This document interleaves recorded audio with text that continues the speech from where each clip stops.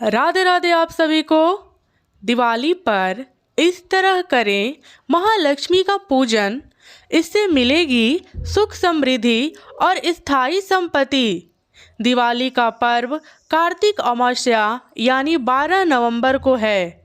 जानिए इस दिन कैसे करें महालक्ष्मी का पूजन और किन बातों का रखें ध्यान, जिससे मिलेगा सुख समृद्धि और स्थायी संपत्ति का आशीर्वाद। इस वर्ष रूप चतुर्दशी और दीपावली एक ही दिन 12 नवंबर 2023 को मनाई जाएगी। बात करें दीपावली की तो दीपावली पर्व पर पूजा करते समय कुछ विशेष बात का आप ध्यान रखें तो निश्चित रूप से महालक्ष्मी माता प्रसन्न होकर आपके द्वार आएंगी और वर्ष भर अन्न धन के भंडार भरेंगी। महालक्ष्मी का पूजा के लिए जान ले ये विशेष बात क्या है। सबसे पहले तो यह कि पूजा में बैठे तो जोड़े से यानी पति पत्नी दोनों बैठे और पूजन करें, क्योंकि पूजा का लाभ तभी मिलता है जब जोड़े से पूजन किया जाए। आपको ध्यान रखना है कि जब माता सीता रावण के यहाँ कैद थी तब उनकी मुक्ति के लिए युद्ध के विजय की कामना के लिए श्री राम ने रामेश्वरम में पूजा की तो सोने की सीता को बनाकर गठबंधन कर फिर पूजा की। क्यों? क्योंकि गठबंधन का अर्थ ही है कि एक का कर्म में दोनों भागीदारी बने। पत्नी को वाम मांगी कहते हैं, लेकिन पूजन के समय पत्नी वाम नहीं दाहिनी ओर बैठती हैं। दूसरा, अग्नि को बनाए पूजा की साक्षी, भले ही पूजा के समय पूरे घर में दीपक जगमग कर रहे हो, लेकिन पूजन के आरंभ करने से पूर्व आपको घी का दीपक प्रज्वलित करना है। क्यों? क्योंकि अग्नि देव आपकी पूजा के साक्षी बनते हैं। तीसरा, पूजन के समय परिवार के सभी सदस्य सज धज कर बैठे, नए वस्त्र धारण करें। संभव हो तो पूजा आधी रात के बाद करें। मध्य रात्रि के समय ही महानिशा आती हैं और महानिशा रात्रि में ही पूजा साधना सर्वश्रेष्ठ फल प्रदान करती हैं। इसे आप ध्यान से समझ लें। दीपावली के रात्रि के 4 पहर होते हैं। प्रथम पहर निशा, दूसरा दारुण, तीसरा काल और चौथा महा। समानतः दीपावली की रात्रि में आधी रात के बाद यानी लगभग 1:30 बजे के आसपास के समय महानिशा का समय निरूपित किया गया है। मान्यता है कि इस कला विधि में महालक्ष्मी की साधना करने से अक्ष धन्य धान की प्राप्ति होती है। महालक्ष्मी से संबंधित ग्रंथों में यह उल्लेख आता है कि दीपावली की रात्रि को आधी रात के बाद जो 2 मुहूर्त का समय है उसको महानिशा कहते हैं। ज्योतिषी गणना की बात करें तो दीपावली के दिन सूर्य एवं चंद्रमा दोनों ही ग्रह तुला राशि में होते हैं। तुला राशि के स्वामी शुक्र ग्रह हैं, जो सुख सौभाग्य के कारक ग्रह हैं। यानी जब सूर्य एवं चंद्रमा तुला राशि के होते हैं तो तब महालक्ष्मी पूजन से धन्य धान्य की प्राप्ति होती है।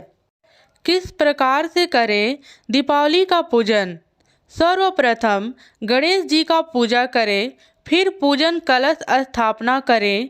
लक्ष्मी प्रिय कल्पों की पूजा करें, जैसे कौड़ी, शंख आदि। धनतेरस के दिन जिन नए सिक्कों को खरीदा है उनका पूजन करें। ध्यान रखें, इस पूजा के समय आप घर में जितने भी पुराने सिक्के हैं जो आपने पिछले धनतेरस पर खरीदे हैं, उन्हें भी नए सिक्के के साथ अभिषेक कर पूजा करें। साथ ही घर में जितनी सुहागनें हैं उनके पहनने के जेवर आदि भी पूजा में शामिल करें एवं रात्रि भर उन्हें पूजन सामग्री के साथ पूजा स्थल पर ही रहने दें। पूजा के बाद महालक्ष्मी को अंजीरी मुद्रा बनाकर सुख समृद्धि का वर मांगे। याद रखें, महालक्ष्मी को हाथ नहीं जोड़ने हैं, अंजीरी मुद्रा बनानी है, फिर नैवेद्य को प्रसाद रूप में ग्रहण करें। पहले महालक्ष्मी के समक्ष ही यानी पूजा स्थल पर 1-2 पटाखे सगुन रूप में छोड़े और फिर बाहर जाकर पटाखे छोड़े। पूजन सामग्री को वहीं छोड़कर आप पूजा कक्ष से बाहर आ जाएं। याद रखें कि आपको ना तो हाथ जोड़ने हैं और ना ही पूजा समाप्ति के पश्चात आरती उतारनी है। हाँ, आरती के स्थान पर संभव हो तो स्वास्तिक वाचन कर लें। हमें किन बातों का ध्यान रखना चाहिए? दीपावली पूजा में हम किन बातों का विशेष ध्यान रखें, इसके बारे में अब हम चर्चा करेंगे।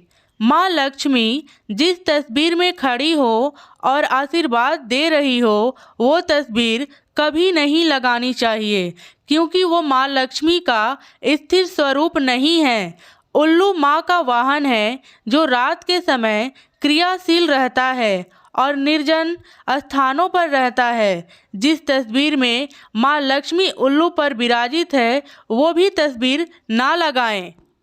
माँ लक्ष्मी के 8 स्वरूप हैं, उनमें से किसी भी स्वरूप को घर में स्थान दे सकते हैं, लेकिन गृहस्थ लोगों के लिए बैठी हुई लक्ष्मी संपन्नता का प्रतीक है। घर में ऐसी ही तस्वीर लगाएं। ऑफिस, फैक्ट्री या जहां मशीनवारी कार्य अधिक है, वहां खड़ी लक्ष्मी की मूर्ति लगानी चाहिए। ना जोड़े महालक्ष्मी को हाथ। महालक्ष्मी की पूजा में उन्हें हाथ भी नहीं जोड़ना चाहिए। हाथ जोड़ना वैसे तो आदर का सूचक है। किसी का आगमन पर हम हाथ जोड़कर प्रणाम करते हैं, तो विदा के समय भी हम हाथ जोड़ते हैं, यानी हाथ जोड़ना विदा देने का सूचक भी है।